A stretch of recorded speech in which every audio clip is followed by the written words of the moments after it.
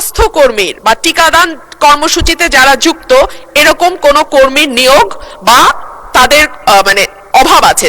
প্রায় অর্ধেক জেলাতেই আমাদের এই সংক্রান্ত স্বাস্থ্যকর্মীর অভাব আছে। আমরা এখন 2030 সালের মধ্যে টেকসই উন্নয়ন লক্ষ্যমাত্রা এসডিজি অর্জনের পথে হাঁটছি। তখন হাম বা মেজলস ভাইরাসের পুনরায় প্রাদুর্ভাব আমাদের সেই লক্ষ্য অর্জনকে বড় ধরনের প্রশ্নের মুখে দাঁড় করিয়েছে। গবেষণায় দেখা গেছে হাম কেবল একটি ভাইরাস নয়, এটি একটি ইমিউন অ্যামনেশিয়া তৈরি করে, অর্থাৎ একবার হাম আক্রান্ত হলে শিশুর শরীরের রোগ প্রতিরোধ ক্ষমতা বছরের পর বছর দুর্বল থাকে, যার ফলে সে অন্য কোনো সাধারণ রোগেও মারা যেতে পারে। মাননীয় মন্ত্রী, আমি তথ্যের ভিত্তিতে কিছু বিষয় আপনার সামনে তুলে ধরতে চাই। বিশ্ব স্বাস্থ্য সংস্থা হুয়ের মতে একটি জনপদে হামের মহামারী রুখতে হলে 95% বেশি শিশুকে 2 ডোজ MR টিকা দিতে হয়।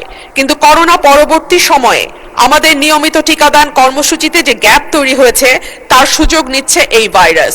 শুধু তাই নয় মাননীয় স্পিকার, আমাদের এর মধ্যে একটি অন্তর্বর্তীকালীন সরকার দায়িত্ব পালন করেছে 1.5 বছর, এবং এই 1.5 বছরে কর্মকর্তাদের মধ্যে পরিবর্তন এসছে, নতুন করে টিকার কোনো অর্ডার দেয়া হয়নি, এবং আমাদের যারা স্বাস্থ্যকর্মী আছেন যারা টিকা পরিবহন করেন তারা গত 9 মাস ধরে কোনো বেতন পায়নি।